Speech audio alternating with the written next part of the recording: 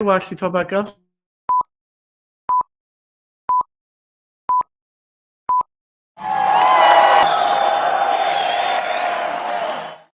Woo!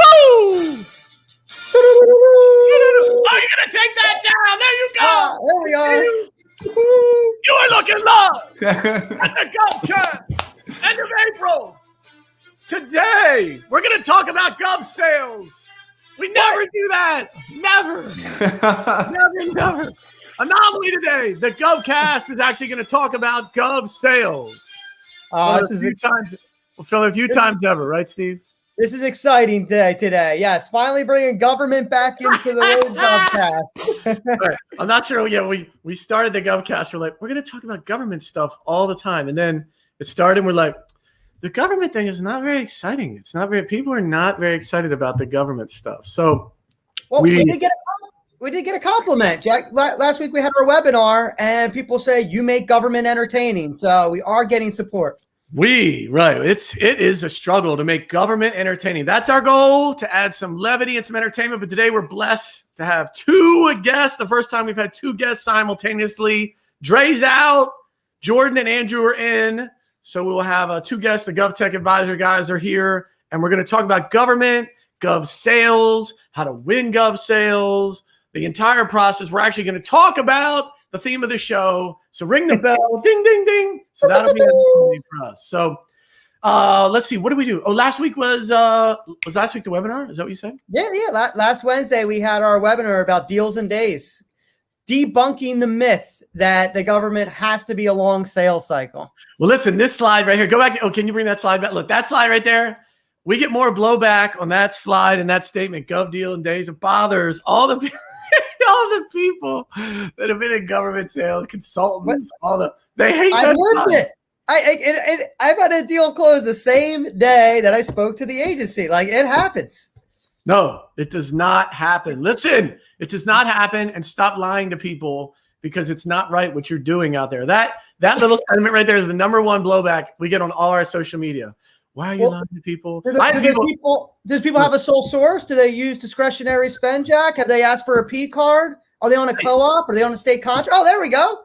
Oh gosh, it's so funny. That sentiment just bothers people so much. And all the people that offer like tens of thousands of dollars for their services hate that, because they're like, if it's that easy, then my clients won't give me a lot of money. So can we go back to that slide real quick?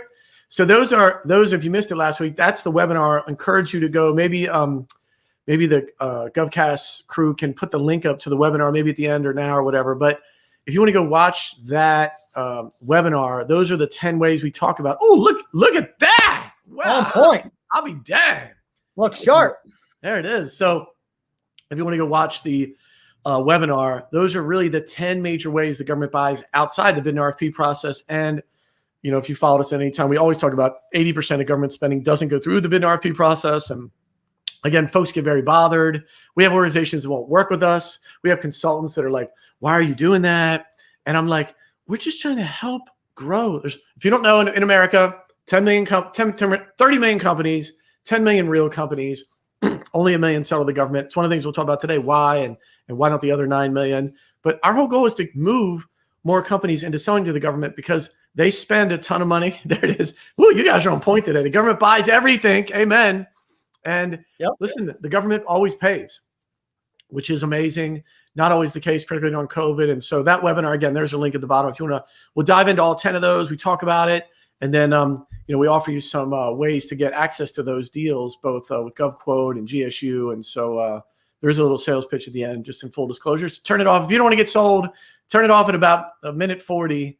So you avoid the sales pitch. But the first 40 minutes of that is amazing. And then the last couple of minutes, we talk about how can you have access to that? And so it'll be amazing. So again, I think all our guests today have access to it. So it's great. Anything else, Steve, you want to talk about? Yeah, talking about that, because we're actually publishing a lot of blogs. So for those folks that just want to read quick, get to the facts, check out GovSales University, click on blog. And we talk about all these different ways. So if you have 3 to 5 minutes while you're drinking your coffee in the morning, it's a great way to catch up. We do one a week that we publish on our website. So just go to GovSalesUniversity.com and check out the blogs, because a lot of people have been saying, how do I do it? What do I do? So it's all written there, nicely laid out for folks.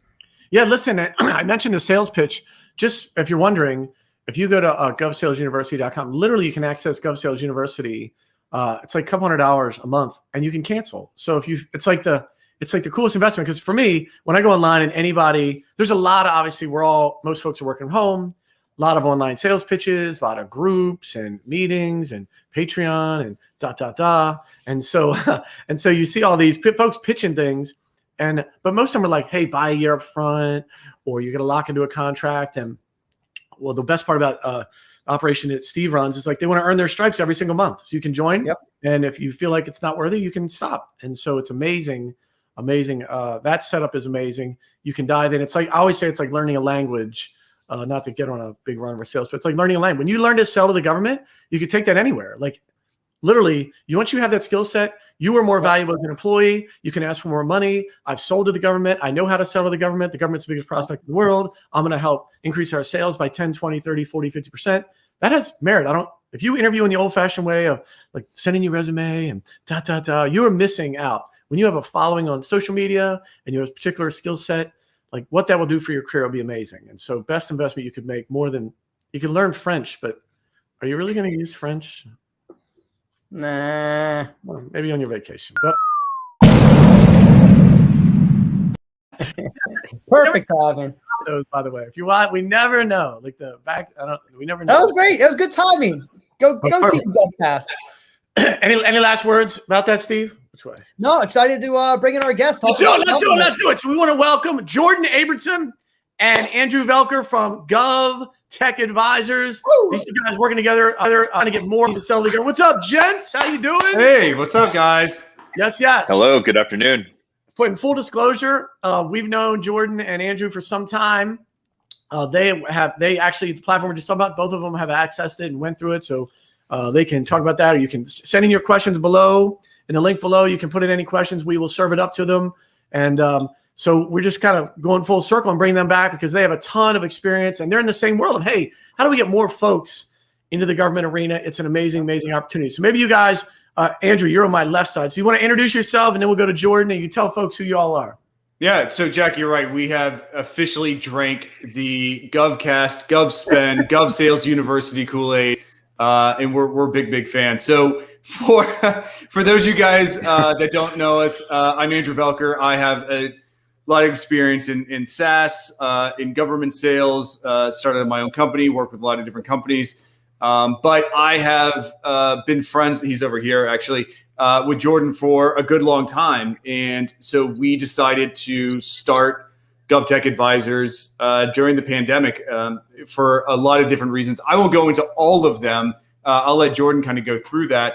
But the biggest reason was not only what you guys kicked the show off with, but one of the other really big reasons is that people don't think, when they think about government, they don't think about technology or they don't think about innovation. A lot of times you think about government, you think about, oh, it's antiquated, it's behind the times. And so we want to change that. We want to take some of the thoughts and friends that we have from the private sector and enterprise space and drag them kicking and screaming into the government space. Yeah. Because there's a lot of good reasons to do that. And Jordan, I won't take all your thunder. So, why don't you piggyback a little bit off of why we did this and why we decided to kind of invest in this? Yeah, I mean, as you kind of said, there's a lot of really great technology in the private sector that's not today selling to the government for whatever reason, right? Maybe it's misconceptions or things like that. But that great technology, if it doesn't bring it into the government, affects all of us, right? Like it's an opportunity to improve our federal government, our state and local governments, our schools, and our education by leveraging technology. Really, for why we started the GovTech Advisors program was to help, either A, highlight good technology that's already selling to the government, right, and kind of help spread their word, or B, start trying to kind of break some misconceptions that maybe are out there to bring some of that technology into the space. Jack, you and Steve and team have kind of been banging on the drum to say government buys everything. Government doesn't always require an RFP, right? If you think about government sales, I think most people think long sales cycles, RFPs, a lot of head cake. Like that's not the case. And I think some of those misconceptions keep people out. And so what we're trying to do is better our communities through the adoption of technology and bring in some of those folks into this space. And not to mention, I mean, you say yourself, government is the largest employer in the world. It's the largest prospect in the world. There's some money to be had, but more importantly, again, there's some improvements in our local communities we can do with this. Yeah.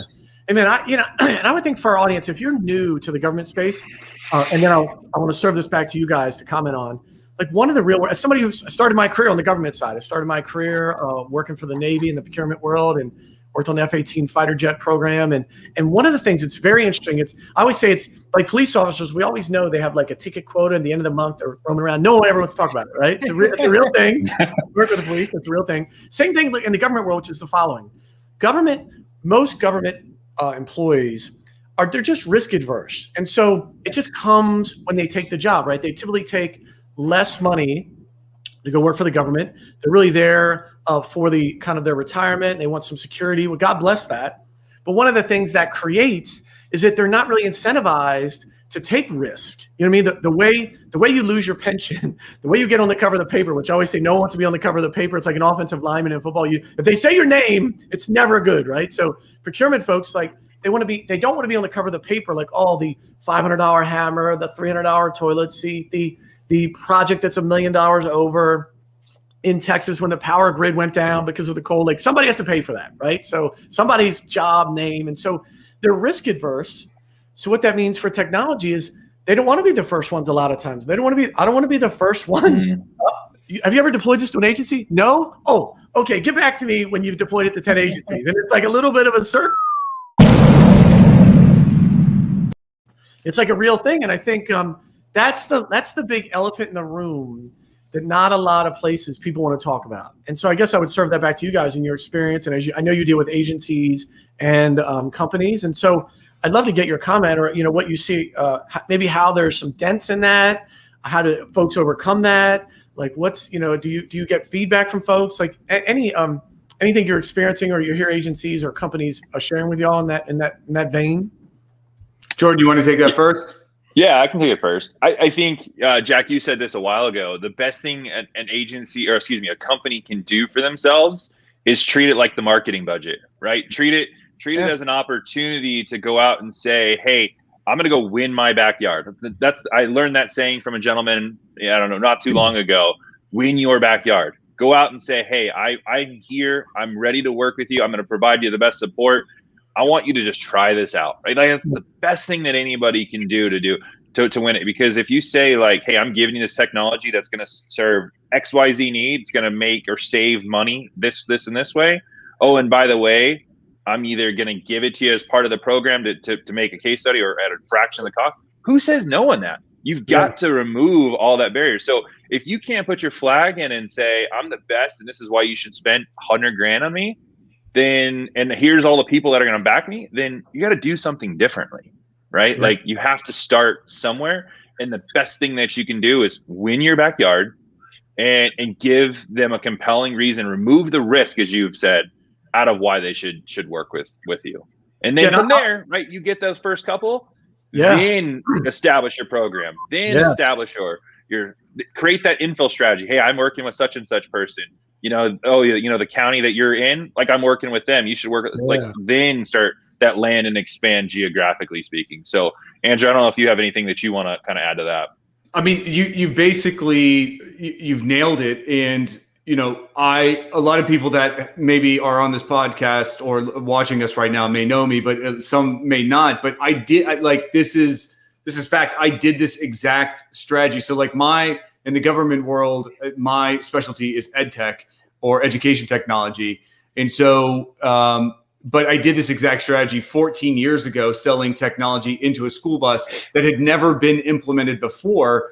But because of that, it was this thing that just expanded. And now, thankfully that entire industry is like this, it's a multi-million dollar industry in and of itself that didn't exist 15 years ago. But you had to shoehorn it in there. You had to find somebody. Yeah. But and a lot of times, and one of the things that the reason why Jordan and I exist, or that we put ourselves out there, the customer didn't even know that these options were even available to be risk adverse too.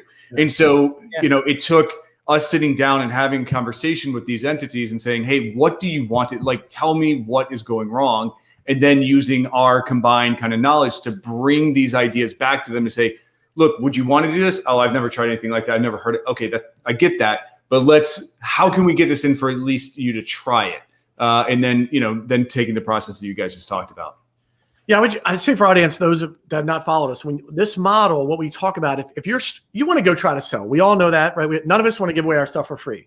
But in the government world, when another government agency talks well about your product, it will serve you 50-fold, right? So if you're struggling to get the first one, we always say, listen, go find somebody near you that you could service the crap out of, right?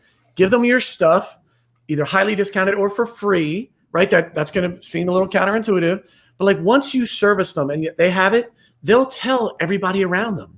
That's the secret. And you look at that, as Jordan mentioned, it's just a marketing cost. Don't look at it like, we just gave away X dollars, blah, blah, blah. Agencies want to hear it from other agencies. And so as you're struggling to enter the market, just go find an agency you know is a good fit for whatever you sell. Make it a layup for them. That will, for the next 5 years, pay off immensely. So that's the model we're talking about. And again, we're not like, give it away for free, work for free. I'm not saying that, but that's how you break the market. If you're struggling to get in, go do that. It pays amazing, amazing, amazing dividends.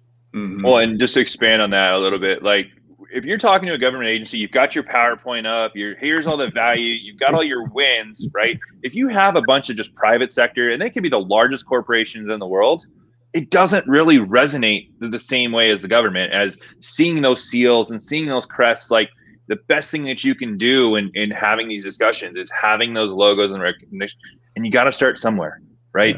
To your point, Jack, like I said, look at it as a marketing cost to get that seal and that logo to be able to put on that PowerPoint for future conversations. Yeah.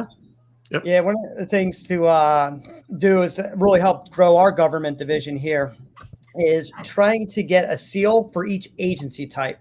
Because a school will want to hear another school that adopted it. A county will want to hear another county. A city will hear another city. A state agency wants to hear another state agency.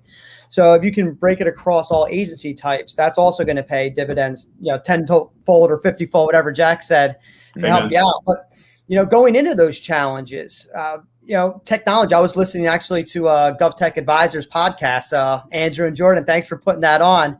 And it was talking about data scientists, and that even at the job level at the agency, they don't have the employees to be able to handle that data scientist. So I think that's a challenge as well, because as technology advances, you have to talk to someone on that same level. So a lot of that process is just education in the beginning, because again, they don't know about it. They're not aware of it. So you have to spend a lot of time. It's not like, hey, I'll take 2 of those. It's not like you're competing for something that already exists in the market. So as these new tech companies are coming out there, they're going to face those challenges. But just wondering if you, Andrew or Jordan, could share any experiences of how you helped maybe yourselves or other clients adopt new technology, like things that have worked for you in the past. Sure. I mean, to use that specific example that you had, because we did just talk about that, but the really interesting thing is government agencies have been using a lot of different technology for a long time. Some of it's new, some of it's antiquated, but they're sitting on mountains of data, census data, community data, tax data, records, all of that, right? So they have all this data, but they don't know what to do with it. And then they have a whole bunch of people that have very large opinions and ideas of, if I knew these answers to these questions, they know the questions. It's that person in the middle that says, I'm going to tap into this data and get the questions from, the superintendent or the CIO or whomever from the community. The really interesting thing is that you don't necessarily, in some cases, if you want to go find a data scientist or you want to find somebody of that caliber, you don't have to necessarily hire those people. There are all sorts of different agencies and platforms that you can use to go contract people that can have access to the tools needed. So even if you don't have the expertise, and again, that's why Jordan and I kind of created GovTech Advisors. We're not looking to sell anything. We're saying, listen, we can link you up. We can get you off to where you want to in order to help improve your communities. Because yes, in the private sector or potentially overseas or potentially in another space, there are people there that can help take what you have and your ideas and kind of link that together. So Jordan, I didn't know if you wanted to comment on that at all. No, I think you kind of nailed it, right? No, I don't think I'm going to add anything better than what you've already said. Why don't you do this? Can you tell folks about GovTech Advisors? I know we mentioned a couple of times. So why don't you talk about how it started, what you guys are doing, and I know there's a podcast. So why don't you, folks that are trying to find you and connect and kind of the initiative you guys have going.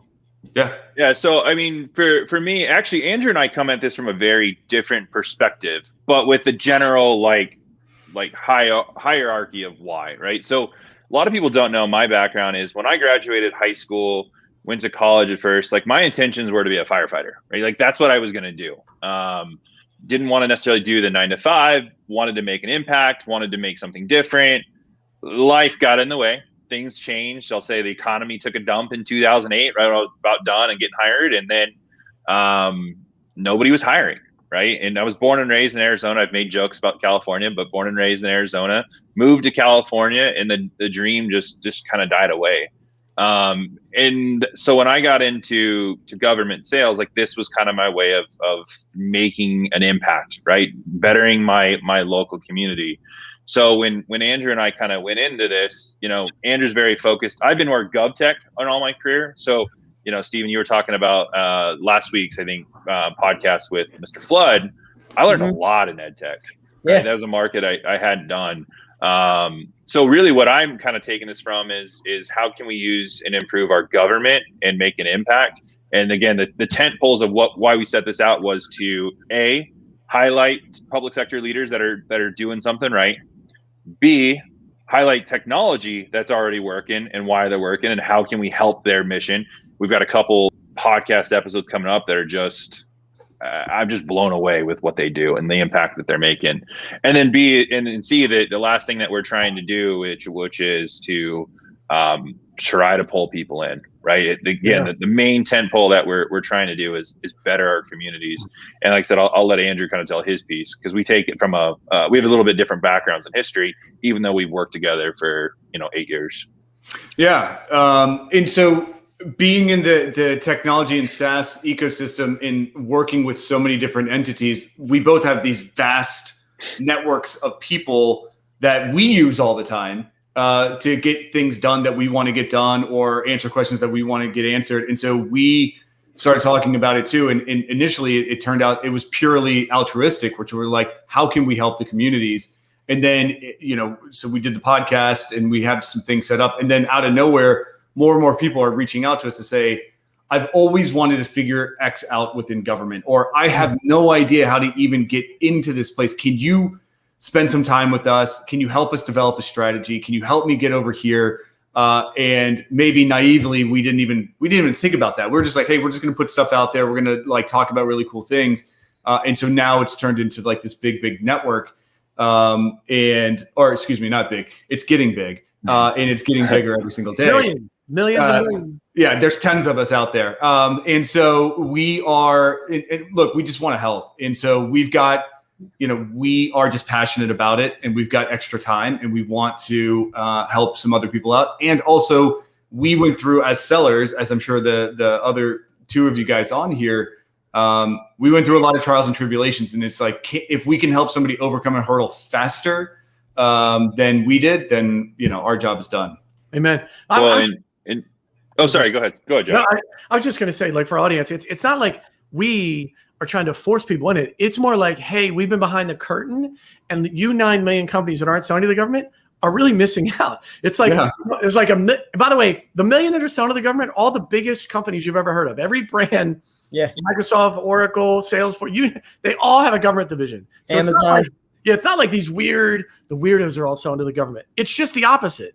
It's the biggest, best companies you have the highest revenue are all selling to the government, and they're trying to keep the little folks, the middle market companies out. And so what we're trying to do is just get people in and realize how much money there is. Because once you're behind the scenes, it's like what is it, Wizard of Oz? Once you're behind the cloak, you see, you're like, oh my goodness, this is a ton of freaking money. So, well, and I just want to add one of the things that we originally kind of like passively realized too is, in 2020, I think a lot of us took to groups, right? Networking groups, sales groups. There's a lot of really great sales associations and things like that out there. And I'm actually a part of a couple of them.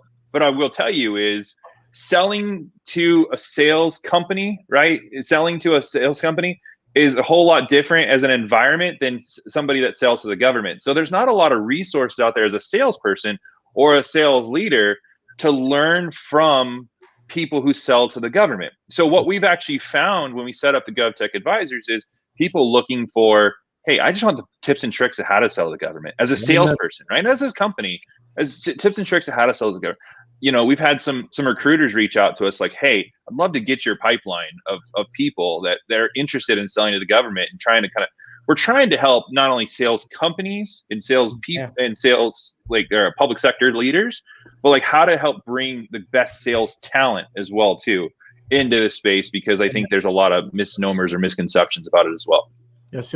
Yeah, I got actually two questions. So the first part of it, we're talking about selling to government agencies. Jordan, I know you're leading, with Axel with the SLED environment, and Andrew, if you want to comment as well. What is the best way to engage an agency? Like, have you found historically? Like, is it calling? Is it emailing? Is it blogging? Like, I know it's all the above, right? Careful. This is setup. This is setup question. Steven has an opinion here, so this is a total setup question. Hold on. Not at all. No hidden agenda here, but really, I think that's people's first step, right? They're like, okay, I want to sell to the government, right? So it's like, well, what do I do? And you have to communicate with an agency and actually have I would say a conversation. So maybe there is a little bit of an undertone with, picking up the phone and saying hello. But people want to do it the easy way. They're like, oh, I'm just going to create a website and do some SEO and hope they find me, right? So I didn't know if through your times, like is it podcasts or emails, like anything that really worked for you to get that to the next step? Yeah, so I've spent the last 9 months really trying to kind of analyze how do you really engage the government, especially now a lot of people work from home and not necessarily readily available. The answer to your question is all of that, right? Amen. Like if you just think about I can send them an email, if I can just make them a call, right? If I have this great website, you do just one of those, it doesn't work, right? So what I have personally found, and I've kind of been working with a couple folks lately, is I found this gentleman. His name's Justin Michael, really great sales thought leader that has a really great spear cadence, right? It's a very quick 11-day cycle, 16 touch points. It's a combination of emails, phone calls, LinkedIn, right? Hitting them at all different angles to kind of drive the awareness. You have to do it all. And what I've actually found is government, as you know, is very cycles, right? July, October, some maybe January, but you need to sprint right at the right cycle. And you got to do all those different things here. There you go. Perfect. Thank you for putting that up. Yep. Perfect. Sprinting, right? Either a couple months prior to those dates or a couple months after to kind of get back into next year's budget cycle. But you've got to do all the different things. You can't just do one different thing, and you can't just kind of say, well, I tried this, it didn't work, so I'm going to move on. No, you've got to incorporate all of it and be ready to adapt and change on the fly. Yeah. So one of the things that I'll mention, and thank you for putting up that graphic, because right now we're in the last basically 30 days until the fiscal year ends. So there are so much, and Jack, I'm sure you could speak to this, and Steve too. There's so much opportunity in the next 30 days for those of you guys that may know what you want to go after and what you might scoop up. The budgets are ending. They want to, so there are things that you can go after. But, to Jordan's point, he's using that method. And it's very similar. I'm a big fan of what's called nurture-based marketing or nurture-based account marketing or account-based touches, because to the point that you made at the beginning of the podcast, you need to build credibility and you need to build trust, especially with the government. And so that's going to take a combination of emails and phone calls and sending things and not asking for the business, but just laying the foundation to say, what I'm telling you is legitimate, what the company that I'm working for is legitimate, and here's some other things. And then eventually anybody on this podcast thinks that they can pick up the phone and call a superintendent and be able to secure a deal all the time, unless you know specifically what they're looking for. If you've used something like GovSpend and you know what their contracts that are out, the likelihood that you're just going to pick up the phone and call and get that sale right out of the gate is unrealistic. But if you have a method, one of the books that I love, if for those of you guys that are listening, is it's called One Page Marketing Plan. But it helps you really identify who you're going after, why you should go after them, the pain points, and then kind of how to touch them as you're kind of going through that in order to get to that sale. But as a seller, I've done it all. I've even sat in the lobby of a transportation director's building because I knew that he was at lunch and he was going to come right through that door and he wasn't talking to me. And so I sat there and I waited for him and he came through.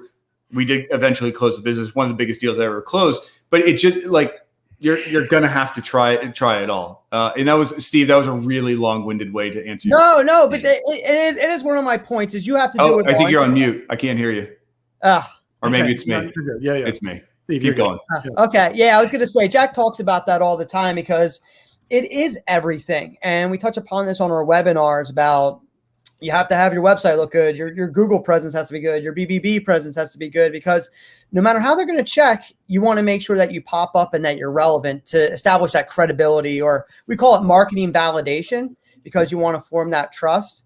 But once you have your cadence down of, okay, I'm going to do these 11 steps during the next 18 days, I would say, what's the key to growing that sales team, right? Because then that's the next step is once they start getting involved and they start seeing how selling to the government can be great, what would be the next steps to build the awareness, right? You hire more dialers, hire more marketing people. Like, is there anything that you've experienced throughout your times of, helping the bottom line for the organization itself?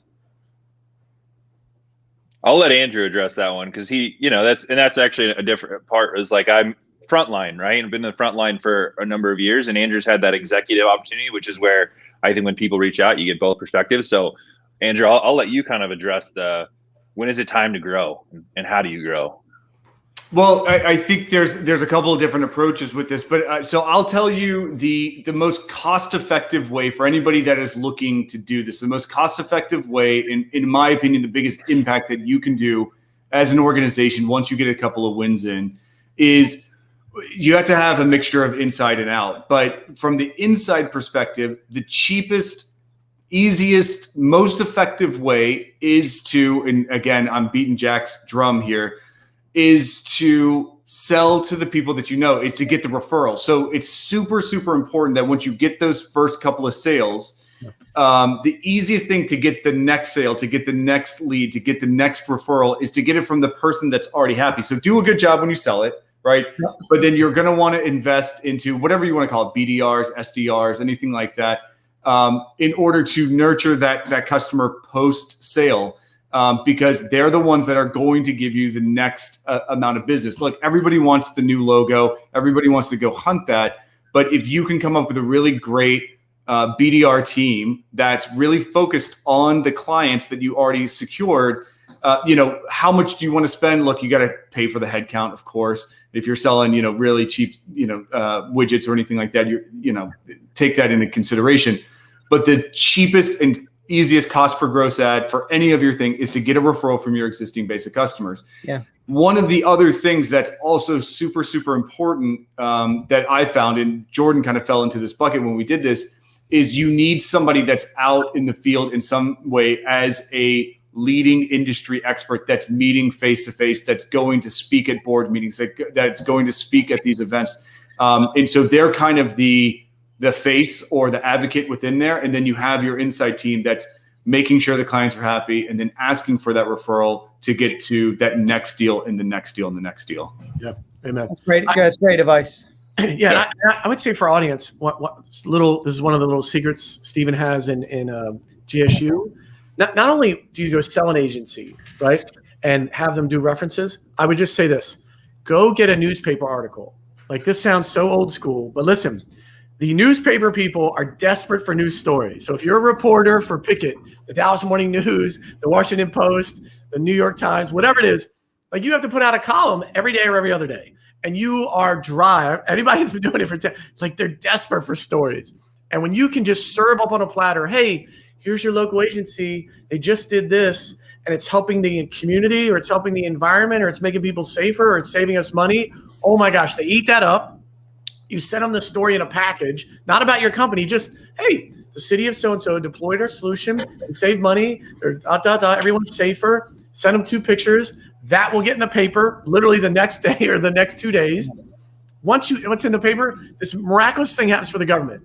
Once you're on the cover of a section of the paper, in the paper, all of a sudden you're a real company. I don't know what happened. As soon as you're in the paper, all risk is gone. You take that newspaper article, PDF it, get your marketing people, you will send it out for the next couple of years. And that, you were in the paper? Oh, look, . And so take that. That's amazing. It's one of the little tips Steve has in GSU. It's amazing. Yeah. Even when you were on the local news channel down here in Florida, Jack, like our phone started ringing off the hook, like, hey, businesses were in dire straits during the COVID, like closing. Jack's like, hey, well, the government's still buying. So if you're looking for a client, sell to the government. And people were like, oh, how do I sell to the government? And it's great. And then you could repurpose that into like a 30-second clip. And I was on the Miami news. We didn't even know it was going to go live. And literally the phone, our leads and our website exploded. And I'm like, what happened? And then you're like, the news piece came out, because it was like 3 days later, and you're like, whoa, and it just everything. Yeah. It's amazing to be on media. So right. At one of my previous companies, we when I think it was Benedict, when he came in, we actually tracked him with our software, and so I used to immediately say, hey, if it's good enough for the Pope, it's good enough for you guys, and so that was a really easy way to kind of build credibility and diffuse a lot of objections that people had when we were first talking to them. Yes. Hey, so I just want to, I know you mentioned this before, but we were talking about it before the show, but Education Week put out a story a couple days ago, the following. So those of you who are figuring out, hey, maybe where do I go? This is the headline. We'll attach this link in this LinkedIn Live when we're done. Schools are flush with stimulus money. Will they waste it on unproven technology? That's the headline. Yeah. And the article goes through and talks about a ton of money that the schools are getting through all the stimulus. Probably the most flush. And so I know both you guys and Andrew, you spent some time in this area. So would love to, if you guys could comment what you're seeing in the school world, the ed tech world, the education world, government-wise. Yeah, so I think a lot of people that are in the ed tech space right now are feeling this. It's been the light switch has been flipped. And so a lot of these districts, community parishes, all across the country, this is exactly what they said, because I've talked to a lot of them. I had this wish list of these things I've always wanted to do within my district that I never had money for, and now we've got the money. And so I want, give me a proposal, let me know what I can do, give me a demo, this, that, and the other thing. And so the Forbes article is 100% true, because it's, a lot of them they've got this money to spend. It's burning a hole in their pockets. And I get it. And so, and also for those of you guys that are listening to right now that maybe have a really good solution, this is kind of almost, again, because in the next 30 days, the fiscal year, the stimulus money, or the American Rescue Plan money. And on top of that, 95% of all the schools are going to be out of session here in about a month. So there's this great 2-month lull that you can implement the technology without having to worry about ducking and diving through, peanut butter sandwiches and, all that kind of stuff through. This is the perfect time to do it. So it's kind of, for those of you guys that are listening, this is the time to start talking to your schools out there. And all the other companies know this too. And so, everybody's trying to grab the cash, and there might not be good solutions out there. So I'm not saying that you should use GovTech Advisors, but if you want to, we can kind of help navigate you through that process, or we'll get you linked up with somebody like Jack and Steve that can help you through that too. There's so many options out there, but yes, districts have a ton of money right now. And the really great part is it's to help improve the communities. And so they're using it in a lot of different ways. Cameras on the school buses, maybe more safety procedures inside of the schools and equipment. Maybe they're finally going to a more advanced library system, or maybe they are doing some sort of parent portal, or I mean, the possibilities are endless. But it's coming at a really, really perfect time, or it might be coming at an imperfect time because some people may make some rash decisions in order to get the money spent. Jack. Okay. Oh, it wasn't me this time. Oh, No. can you hear me? All right. Yes. Yeah. Yeah, our audio. There you go. So, so one of the things really interesting in the article, it talks about, of goodwill, one of the school districts now has 2 computers for every student, because it's like the school district went out and bought, then the county went out and bought. You know what I mean? And so a lot of times it may not make sense to you in the government world, like, what, 2 people, what happened? And so just want to encourage you to don't take off your thinking cap when you're dealing with the government, because when there will be some things that are odd, because the government folks just deal in their world. They're like, oh, I'm responsible for the city of whatever, or I'm responsible for this county. And they very myopic in that world. And they're not always looking at, oh, this is what everyone else is doing. So just make sure as you deal with the government, if it doesn't make sense, or if there's some disconnects, try to work through that and be like, hey, what is the path? What do you really need? How can I make it really good? Because that's what happens with a lot of the best intended expenses can be overlapping sometimes. Yeah. And they bought literally this one school district bought 2 computers for every single student. And now they're like, oh, we had no computers, as Andrew was talking about. Now we have 2 for everybody. So what are we doing with these other 500 computers? So right.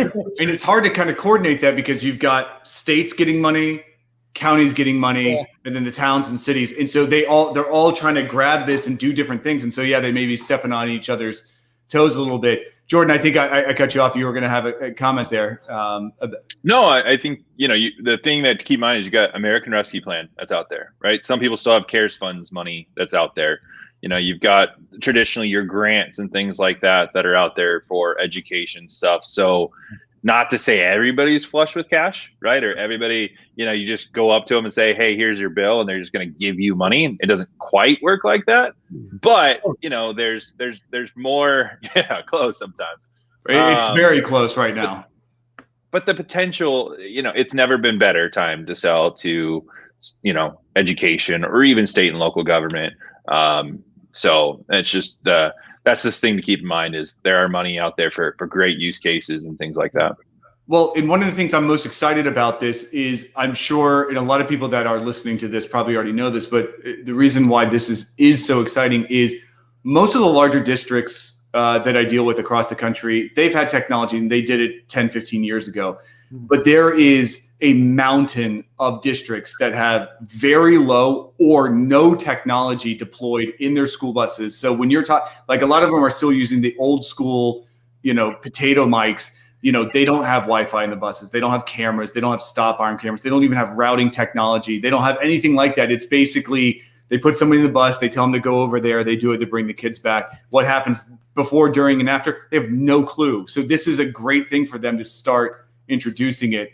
I know I'm rambling at this point because I'm super passionate about the education space, and I'm excited about it, and I want them to make really good decisions with it. Yeah, amen. Yeah, I appreciate the enthusiasm, because that's one thing that we're trying to, help folks. And one of the things we talk about is, the 10 myths. We published a white paper, right? Just talking about everything we're discussing today. So I don't know, Andrew or Jordan, if you have like Mythbusters type style, right? Like, is there any myth out there when it comes to selling to the government that you can debunk? That's absolutely not true, that people say all the time, but it's like, no, it's not the case. No pressure. I mean, the biggest one is the drum that y'all have been banging on for, I don't even know how long, right? RFPs. Like, that's the biggest one. We had a gentleman reach out to us a while back and say, hey, I'd love to sell the government, but I just don't want to deal with an RFP. Okay, so don't, right? Like, don't deal with an RFP. If you know how to take a customer through the journey, right, and how they can potentially buy, if you do your research, you set yourself up, right, with partners for contracting vehicles and piggyback, so don't, right? I think you guys say the percentage is like 20%. The percentage is probably could be lower if sales folks knew how to take the customer through the journey to say, you don't have to go to an RFP. Here's all I've done. I'm on the state contractor. There's this piggyback. Like, that's the number one thing. Now, what does that mean, right? great salespeople, coaching salespeople to have those conversations, to educating some of these municipalities and states and stuff like that, to say, you don't have to go to an RFP. Knowing thresholds, I think that's the biggest one. And I think what that comes down to is just great sales coaching, right? And helping people to understand and guide on that. I don't know how to, there's probably a lot more out there, but I think for a lot of businesses of why they don't jump in, that's the number one thing that people just don't want. 2-year sales cycles or, RFP teams and all that. Like, that's not, yes. Does that happen? For sure. Yes. But that's the minority, not the majority. That's Andrew, I don't know if you got anything. And they leave because, they sit there, they spend all their time just filling out RFPs and then they don't win. And they're like, well, what happened? Government, I'm done. Well, that's a problem right there. If you're just responding to RFPs and not kind of helping guide, you already lost, right? Like, that's the biggest thing. I'm not saying there's a wink, wink, nudge, nudge kind of thing, but people who've been able to help guide and things like that do tend to have a better shot when they've had a customer being able to look for it, right? Or kind of knowing that you're out there. So we talked to a customer, like a potential client the other day, and they had no idea of the concept of a sole source. And so when we started talking to them about what was really interesting about this particular customer is that they have something that nobody else has, right? The way that their technology is patented, it's different. There's nobody else out there. And I'm like, okay, well, if you can find a legitimate use case within the government, and then you're talking to these people and you are legitimately the only person that can offer these services, then you can go straight to go collect your $200. Like, you don't like the whole reason RFPs exist is because if somebody wants to buy a Ford F-150, there's 600 people that can sell, probably 6,000 people to sell to them.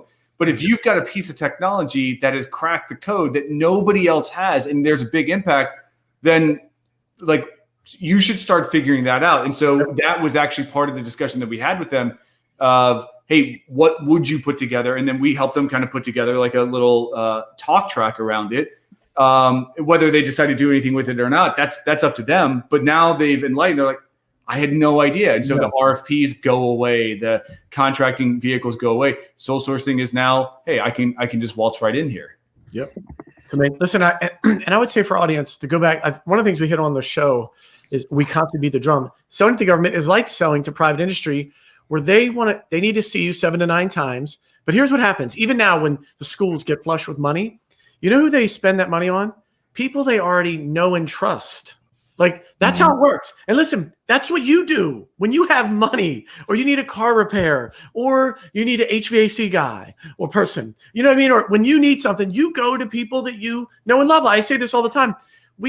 Wherever you live, around you, gas varies in price by 10 cents to 50 cents. You don't always go to the cheapest one. You don't. You know where you go? Where it's most convenient. You like the little store. It's cleanly. You know what I mean? It's clean. You know what I mean? Like you go to the one where you know, trust. And so that's what you're trying to create with a government agency. Make sure they know about you. They trust you. And they may not always respond. If you email them, call them, send them your stuff. We've had government people in there all the time. You know what they do? They create a folder with your stuff. They go, oh, I'm not buying widgets right now, but we will. I know in 8 months we'll be buying widgets. I'm putting this in my widget folder. Yep. Literally. And when it's widget time, they go, oh, look, widget vendor who pinged me without me asking. Oh, and they're local. You know what I mean? And so those are all things you want to build a relationship. People buy from people they know and trust. So the same thing happens in the government world. Yep. So make sure that you're building that, because when the money comes, we always say this, well, we mentioned in last week's webinar, you want to spend it really quick too. Like, they're ready to go. Like, you got to be ready. Like, oh, we're ready. We have $1 million. Let's go. You can't be like, so good. That's awesome. So can you guys, as we wrap up, can you tell folks how to reach you? When is the podcast release? What's all the things that are happening with GovTech Advisors? How they find you, reach you, stay in touch, and make sure they connect with y'all. Yeah, so I think one of the best ways to find us is here on LinkedIn, right? I think LinkedIn is I don't think it's a secret anymore, like maybe it was. Find us on LinkedIn. Go to our LinkedIn page, Andrew, Velker, or Abramson. You can find us there. You can find the GovTech Advisors on there as well too. Our podcasts right now are coming out every other week or so. We've got some, I'm going to just say, some really cool, really impactful, really meaningful podcast guests coming up in May. I'm really, really excited for people to hear from these gentlemen. But yeah, our podcast is on every major platform. You can find us on YouTube. But LinkedIn's probably a great starting point. Andrew, did I miss anything? No, and Kelly, if you haven't noticed, Kelly's putting the links down there. So thank you for that. You're very good at that. But go after that, subscribe. And just one more comment. So May is Mental Health Awareness Month. And so we've got government solutions and people specifically focused on mental health and mental health awareness. So I'm very, very excited about that as well. Cool. Any last comments, Jordan, Andrew? Any last things you feel like we missed? You want to make sure you get in for our audience? I just want to say thanks for having us on here. This is great. This has been an honor. And so we're just happy to be able to kind of spread the word about why government should be cool. Yeah, that's awesome. Absolutely. Jordan? Thank you. No. I mean, like I said, I've been following, Steve Cole called me a while back. So it's nice to, first and foremost, put a face to the name, right? Officially in that regard. So it's been fun. I've been enjoying it. And like I said, anything that we can do to help anybody that's listening to us, feel free to reach out. And by the way, for our audience, listen, those two guys aren't anywhere near each other. Andrew's in Tampa and Jordan's out in California. So they are connecting across the country. So you got the whole country covered when you call them and work with what they're doing. They are from East Coast to West Coast. Amen. Thanks, fellas. Appreciate all you're doing. Thank you, guys. Thanks, Steve. Thanks, Jack. Appreciate it, guys. Thank you so much. Appreciate you. I love that, man. It's wonderful when we can connect with people trying to also move the needle. It's awesome.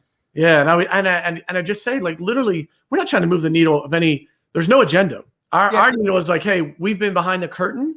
You know what I mean? And it's like, hey, if you as a company feel like that's just for like weirdo, goofy companies, it's not. It's every big company that has a government division, and they are crushing it. And they don't want the small, mid-sized companies to know and go after that business, because honestly, as a small, mid-sized business, you actually have an advantage over them.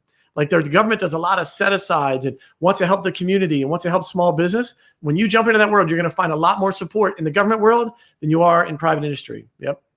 Yeah, and I love what Andrew and Jordan both had great comments. The one Jordan said during our show was talking about coaching the sales team, because once they're comfortable having the conversations, then they can start asking, what is your discretionary budget? Because if that doesn't come up, if it's your discretionary budget is $50,000, you come in at $49,000, you just saved yourself months of work.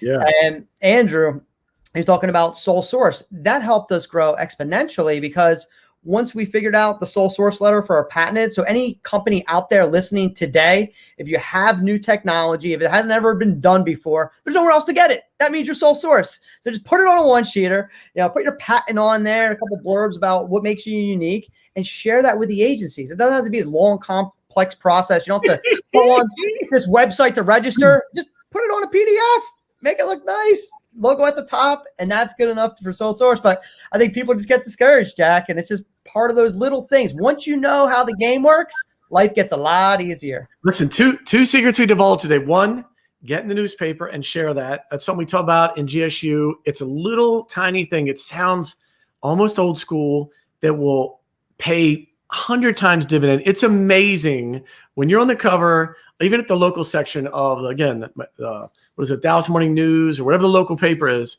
that will open many doors for you. You'll get calls.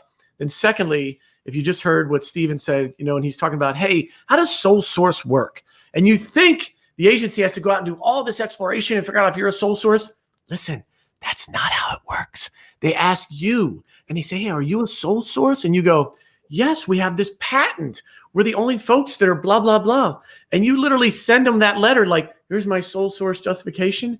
They take that letter that you gave them and they take it to the city council or the board or the governor. That's what they do. They're not out there exploring. You tell them. It's like this little. So there's two secrets today divulged from GSU when you sign up, all the little things that make the difference, that happen behind the scenes of the best money invest. I'd love to. I know Steven's going to be too humble to do it, but do you have the webinar link again? So if the GovCast team could put that up, listen, if you have some time over the weekend, go watch the webinar. We talk about, hey, how to both win those 10 ways, right? One, and then we dive into each one of them a little bit.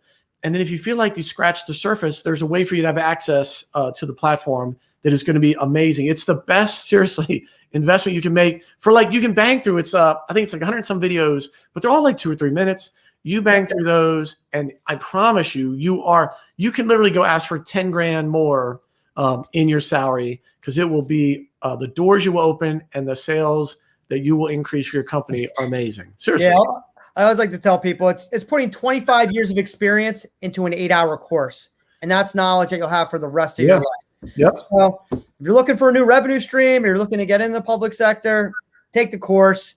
Once you do it for a month, then you'll have forever. But we have a hook to keep you going longer, because we also provide you opportunities in the SLED market, as well as contacts of who's bought it in the past. So we're there to help make sure you are successful in your career, because knowing who to call is half the battle as well. Knowing who's buying, it's going to help you out in that journey.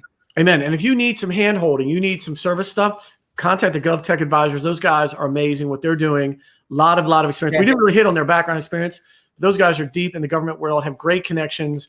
Could not recommend them more. So encourage you to reach out to them. They're doing great things. Amen. So we will see you next week, early May. We're in May. That's the month before use or lose time. Next month, lose or lose month. How do you get some of that money? Woo! See you next Wednesday at nooner. And we are.